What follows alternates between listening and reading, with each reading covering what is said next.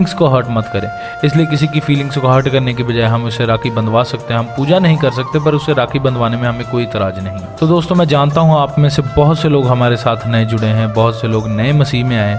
वो लोग नहीं जानते कि हमें कौन से रीति रिवाज फॉलो करने चाहिए, कौन से त्यौहार मनाने चाहिए, कौन से नहीं। इसलिए आज की वीडियो उन सभी के लिए खास है जो परमेश्वर में नए हैं और उन सभी के लिए भी जो परमेश्वर में पुराने हैं। इसलिए मेरी आप सबसे रिक्वेस्ट है कि इस वीडियो को शेयर ज़रूर करें हर एक अपने उस भाई के साथ, हर एक उस बहन के साथ जो आपके साथ टच में है, चाहे वो फेसबुक पे है, चाहे वो व्हाट्सएप पे है या किसी भी सोशल मीडिया एप्लीकेशन पे आपके साथ लिंक में है। उनके साथ इस वीडियो को शेयर ज़रूर करें। क्या पता आपकी शेयर की हुई वीडियो किसी के जीवन को बदलने का कारण बने।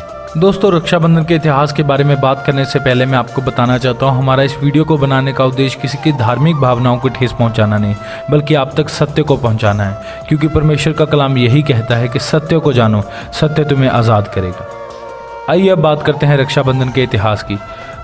दोस्तों, रक्षाबंधन का अगर हम मतलब समझे तो उसका मतलब यह है कि एक ऐसा बंधन जो आपकी रक्षा करे।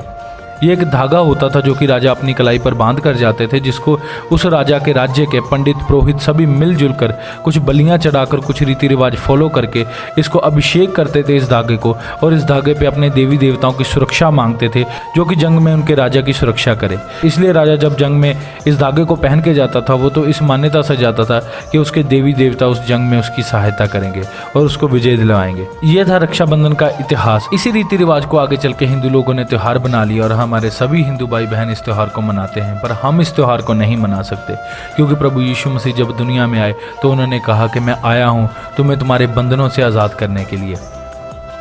दोस्तों, परमेश्वर के कलाम में लिखा है, जिस शहर का निगहबान यहोवा ना हो उस शहर के पहरेदार की रखवाली व्यर्थ है।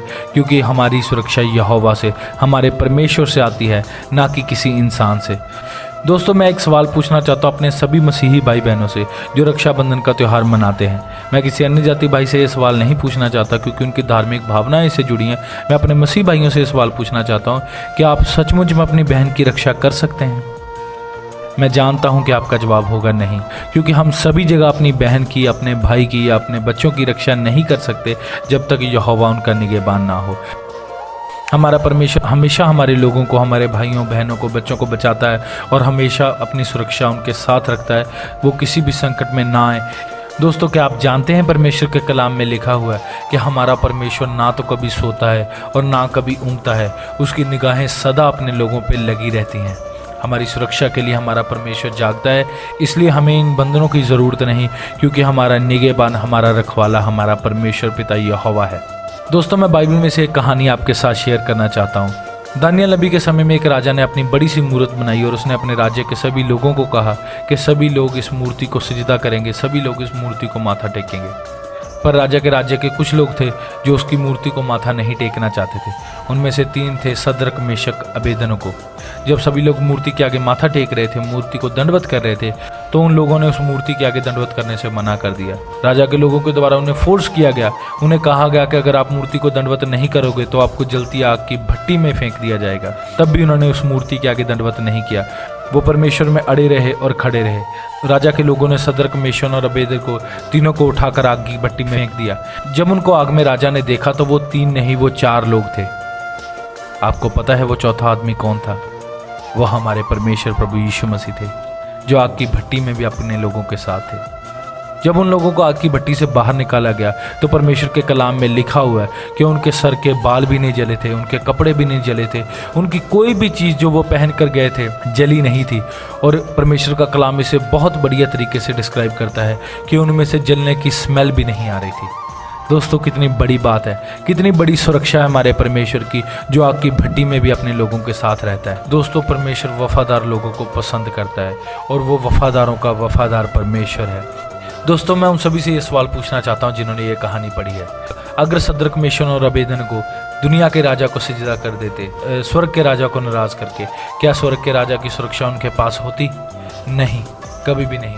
वैसे ही मैं आपसे कहना चाहता हूँ, अगर आपके पास स्वर्गीय राजा की सुरक्षा है तो आपको किसी भी बंधन की, किसी भी रक्षा बंधन की ज़रूरत नहीं। हमारा परमेश्वर हमें आज़ाद करने के लिए आया इन सभी बंधनों से, इसलिए आज हमें इन बंधनों को बांधने की ज़रूरत नहीं। हमारी बहन की, हमारे भाई की, हमारे बच्चों की, हमारे आसपास के लोगों की, हमारे माँ बाप की सुरक्षा हमारे परमेश्वर से है। और हमारा परमेश्वर अपने काम को बढ़िया तरीके से करने वाला परमेश्वर है, क्योंकि वो परफेक्शन का परमेश्वर है। और हमारे परमेश्वर जैसी परफेक्शन किसी इंसान में नहीं। इंसान की सुरक्षा में गलती हो सकती है, पर परमेश्वर की सुरक्षा में कभी गलती नहीं हो सकती। वो हमें आग की भट्टी से बाहर निकालने वाला परमेश्वर है, वो हमें शेरों की मान से बाहर निकालने वाला परमेश्वर है, वो हमें नीचे से ऊंचा करने वाला परमेश्वर है। पर फैसला आपके हाथ में है, आप किसके साथ वफादार हैं। क्या आप दुनिया के लोगों के साथ वफादार हैं, क्या आप अपने रिश्तेदारों के साथ वफादार हैं, या अपने स्वर्गीय परमेश्वर के साथ वफादार हैं। मैं आपको एक बात बताना चाहता हूँ, जो अपने परमेश्वर के साथ वफादार नहीं, वो अपने माँ बाप के साथ, अपने लोगों के साथ भी वफादार नहीं रह सकता। जो परमेश्वर के साथ वफादार है वो अपने लोगों के साथ भी वफादार रह सकता है, क्योंकि जो अपने परमेश्वर का नहीं हुआ वो किसी का नहीं हो सकता। इसलिए दोस्तों, मैं आपको मोटिवेट करना चाहता हूँ, मैं आपको इनकरेज करना चाहता हूँ, परमेश्वर के कलाम को थामे रहें, वो आपको गिरने नहीं देगा।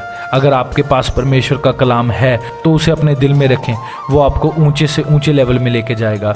वो वफादार की वफादारी को पसंद करने वाला परमेश्वर है। मेरा परमेश्वर सामर्थ रखता है आपको ऊंचा करने की, मेरा परमेश्वर सामर्थ रखता है आपको बढ़ाने की। दोस्तों, अब फैसला आपके हाथ में है। आप दुनिया को खुश करना चाहते हैं या स्वर्गीय परमेश्वर को खुश करना चाहते हैं। आप दुनिया के होके रहना चाहते हैं या स्वर्ग के होके रहना चाहते हैं। आप दुनिया की परवाह करते हैं या स्वर्गीय परमेश्वर की परवाह करते हैं। अगर आप स्वर्गीय परमेश्वर की परवाह करते हैं